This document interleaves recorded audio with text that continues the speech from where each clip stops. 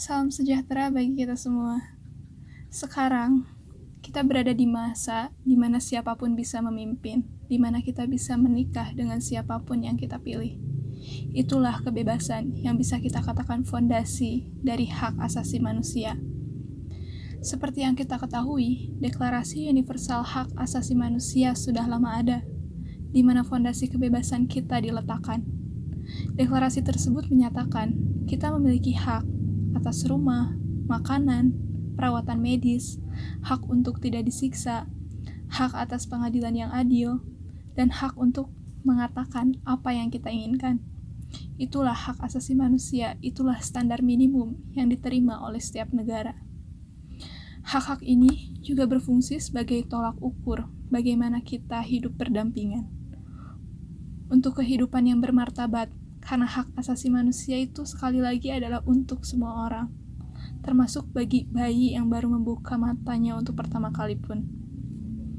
Hak asasi manusia itu untuk semua orang, tidak peduli siapapun kamu, apapun yang kamu lakukan, dan dari manapun kamu berasal.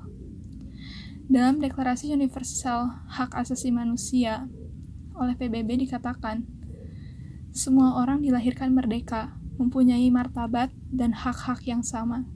Ini berarti bahwa hak asasi manusia itu bukan hanya standar untuk membuat dunia yang teratur, tapi hak asasi manusia adalah udara bagi kita, yang memberikan kita kebebasan, memberi kita keadilan.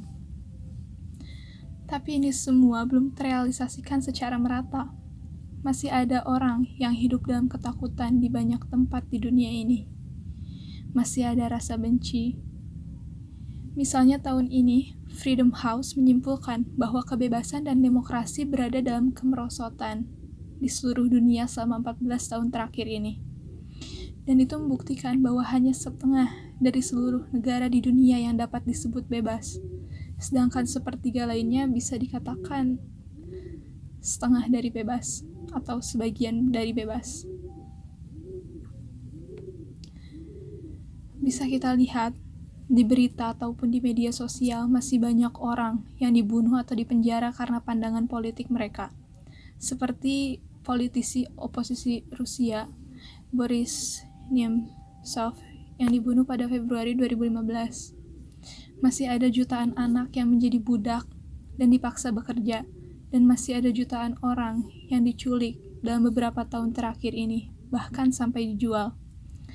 Oleh karena itu, kita harus mempromosikan dan memperjuangkan hak asasi manusia, bukan karena sudah tercantum dalam Deklarasi Universal Hak Asasi Manusia, tapi karena rasa kemanusiaan yang kita miliki.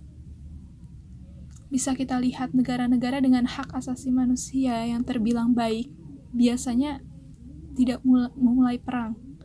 Mereka juga lebih terlibat dalam kerjasama regional, dan bisa kita lihat kebalikannya. Negara-negara dengan catatan hak asasi manusia yang terbilang buruk lebih sering bertindak agresif dan tidak dapat dipercaya. Jadi hak asasi manusia itu sangat penting. Selain karena memang milik semua orang, hak asasi manusia itu membuat situasi global menjadi tidak terlalu berbahaya. Karena kita ketahui bahwa masalah-masalah seperti perang saudara, terorisme, dan kemiskinan itu terkait erat dengan hak asasi manusia.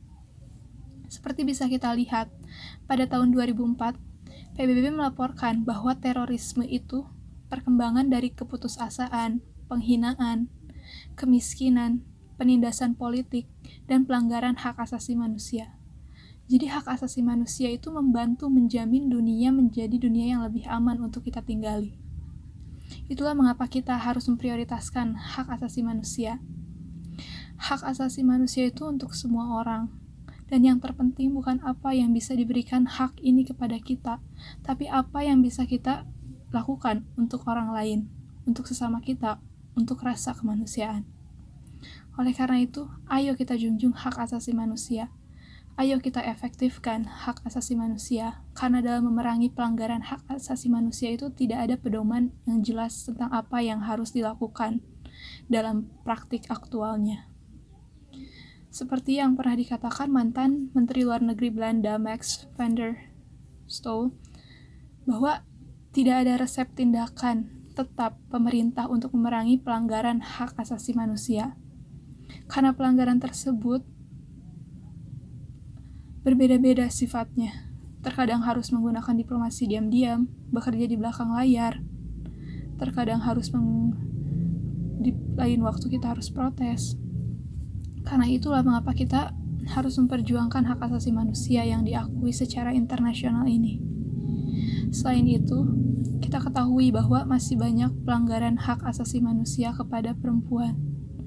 Padahal kita tahu bahwa baik perempuan maupun laki-laki berhak atas berbagai perlindungan dan kebebasan. Tidak seorang pun dapat dipaksa untuk diam karena takut dianiaya, takut ditangkap, dilecehkan, atau disiksa, dan tragisnya, perempuanlah yang sering dilanggar hak asasi manusianya. Misalnya, seperti perawatan kesehatan ditolak karena mereka perempuan. Perempuan memiliki kekuatan untuk mengubah dunia dan itu adalah fakta. Tapi nyatanya di beberapa negara, perempuan seringkali cenderung tidak bisa sekolah dibanding laki-laki. Dan itulah pelanggaran hak asasi manusia.